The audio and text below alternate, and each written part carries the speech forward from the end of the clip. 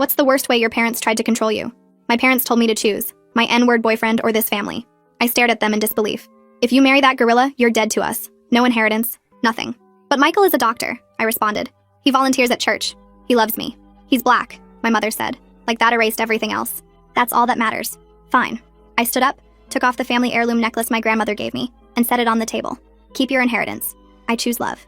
What my parents didn't know was that Michael's father, William, was the CEO of the pharmaceutical company where my dad worked as regional manager for 20 years. My mom was the head of HR at their subsidiary.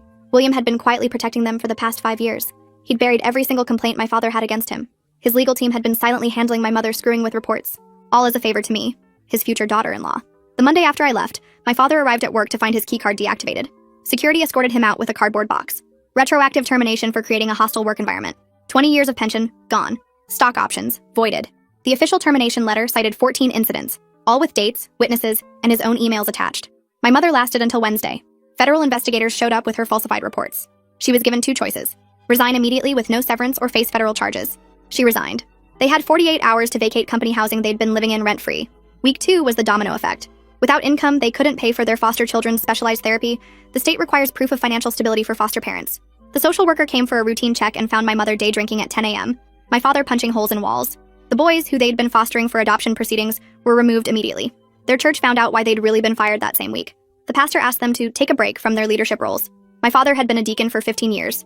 My mother ran the women's ministry. Their entire social circle was through church. Suddenly, no one was returning their calls.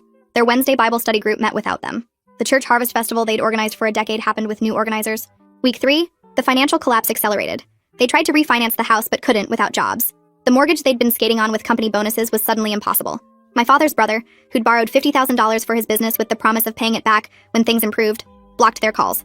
My mother's sister, who they'd co-signed a loan for, declared bankruptcy, destroying their credit in the process. The country club canceled their membership for non-payment.